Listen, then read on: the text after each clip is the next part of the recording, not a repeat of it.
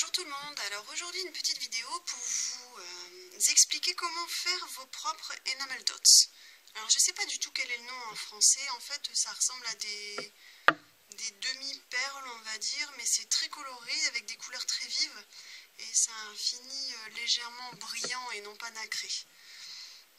Donc en fait ça se fait à partir de perles Hama, H-A-M-A.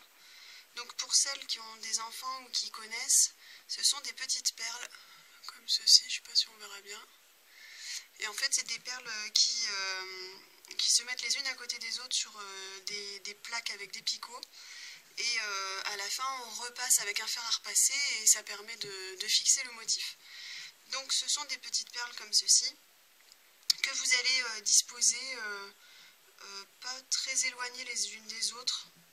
Je dirais... oh, excusez-moi, c'est mon téléphone. Je dirais à peu près 1 cm les unes des autres, sur une plaque de cuisson. Donc il faut bien sûr que sur votre plaque vous mettiez un papier sulfurisé.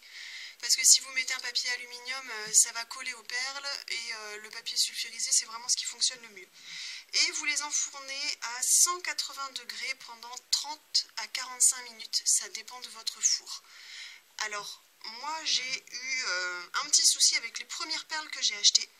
En fait, ça me faisait des petits œillets comme ça, avec un petit rond au milieu.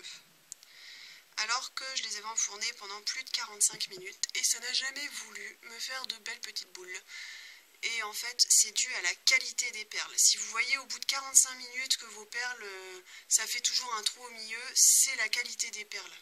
Ça sert à rien de les cuire 1h30. Ça fonctionnera pas. D'ailleurs les miennes je les ai cuites beaucoup plus longtemps, pas celles-ci mais d'autres que j'ai cuit beaucoup plus longtemps et à la fin elles n'avaient même plus de couleur tellement elles avaient cuit. Donc j'ai racheté d'autres perles pour voir si c'était dû à la qualité des perles ou si j'avais un souci au niveau de la cuisson. Et en effet avec les autres perles j'ai pas eu ce problème, ça me fait de belles petites boules, de beaux petits pois. Donc voilà. Sachant que j'ai acheté les perles de la marque Ikea et celles-ci fonctionnent très très bien.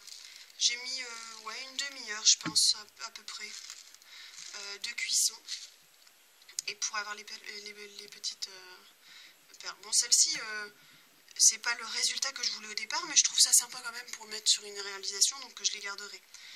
Donc voilà, c'était la petite astuce du jour. Surtout n'hésitez pas, si jamais vous avez des petites perles comme ça à la maison, à tester. Ça peut être sympa pour agrémenter vos pages ou vos créations de scrapbooking.